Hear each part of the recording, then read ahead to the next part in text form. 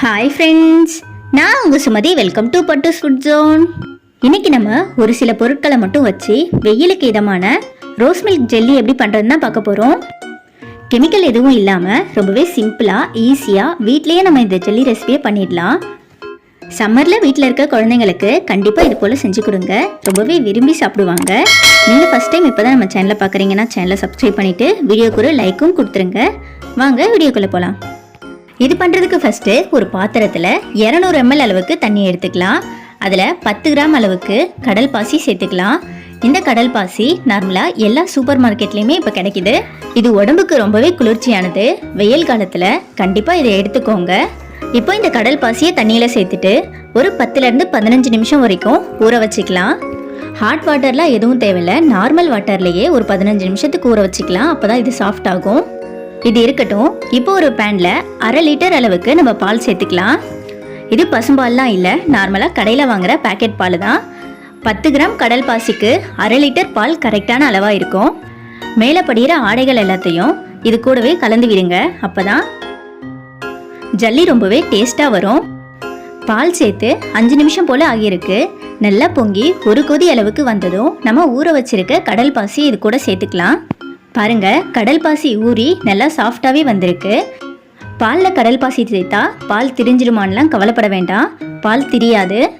நீங்கள் கொதிச்சிட்டு இருக்கும்போதே சேர்த்துக்கோங்க, பால் ஒன்றுமே ஆகாது. நம்ம ஊற வச்ச தண்ணியோடவே இந்த கடல் பாசி மொத்தத்தையும் பால்குள்ளே சேர்த்துக்கலாம். பாருங்க, பாசியை பாலில் சேர்த்ததும் இப்படி தான் இருக்கும். இது கரையிறதுக்கு 5லேருந்து 8 நிமிஷம் போல் ஆகும். ஸ்டவ்வை மீடியம் ஃப்ளேம்லேயே வச்சுட்டு அப்பப்போ கலந்து விடுங்க. இதுக்கு மேலே படிகிற ஆடை எல்லாத்தையும் இதோடவே சேர்த்து விடுங்க. அப்போ தான் ரொம்பவே டேஸ்ட்டாக இருக்கும். கடல் பாசி சேர்த்து ஒரு 5 நிமிஷம் போல் ஆகியிருக்கு. பாருங்கள், நல்லாவே கரைஞ்சி வந்திருக்கு. எடுக்கும்போது பாருங்கள் ஒன்றுமே இல்லை.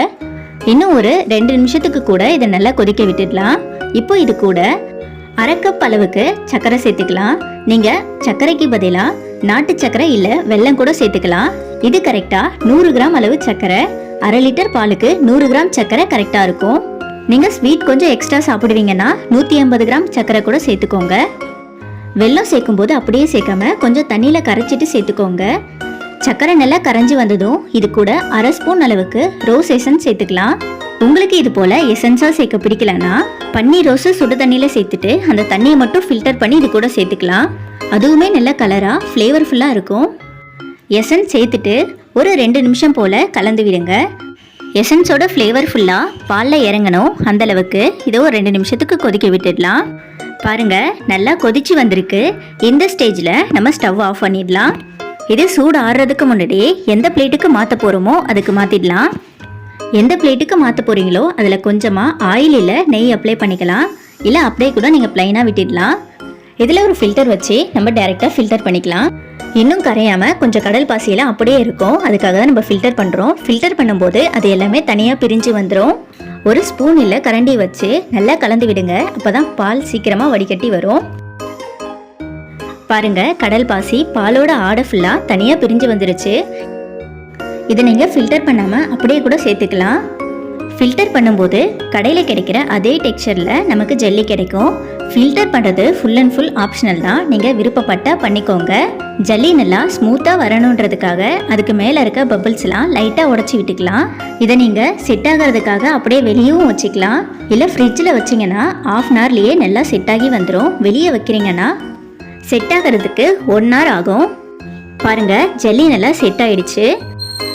இதை கத்தியை வச்சு எடுக்கணும்னு அவசியம் இல்லை, கைகளை வச்சு எடுத்தாலே பாருங்கள் எந்த அளவுக்கு ஈஸியாக எடுக்க வருது. இப்போ இந்த ஜெல்லியை வேறு பிளேட்டுக்கு மாற்றிடலாம். பாருங்கள் எந்த அளவுக்கு சூப்பராக ஜெல்லி ரெசிபி வந்திருக்கு. இதை இப்போது கட் பண்ணிடலாம். நான் இன்றைக்கி ஸ்கொயர் ஷேப்பில் கட் பண்ணுறேன். உங்களுக்கு என்ன ஷேப் பிடிக்குமோ அந்த ஷேப்புக்கு கட் பண்ணிக்கோங்க. இந்த ஜெல்லியை நீங்கள் ஒரே பிளேட்டில் செட் பண்ணுறதுக்கு பதிலாக குட்டி குட்டி பவுலில் சின்ன சின்னதாக செட் பண்ணிக்கலாம். அதுவுமே ரொம்ப சூப்பராக இருக்கும். பாருங்கள் எந்த அளவுக்கு ஈஸியாக ஜெல்லி எடுக்க வருது. ரொம்பவே சூப்பராக சாஃப்டான ஜெல்லி ரெசிபியை கடைகளில் வாங்குறது போலவே நம்ம ரெடி பண்ணியாச்சு. கடைகளில் வாங்கினா கூட இந்த அளவுக்கு பர்ஃபெக்டாக இருக்காது. நம்ம வீட்டிலையே அந்தளவுக்கு பர்ஃபெக்டான ஜெல்லி ரெசிபியை நம்ம ரெடி பண்ணியாச்சு. யாருக்கெல்லாம் இந்த ஜெல்லி ரெசிபி பிடிச்சிருக்குன்னு மறக்காமல் கமெண்ட்டில் சொல்லுங்கள். வீடியோ பிடிச்சிருந்தா லைக் பண்ணிவிட்டு உங்கள் ஃப்ரெண்ட்ஸ் அண்ட் ஃபேமிலிக்கும் இந்த வீடியோவை ஷேர் பண்ணி விடுங்க. மறக்காமல் நம்ம சேனலையும் சப்ஸ்கிரைப் பண்ணிக்கோங்க. பாய்.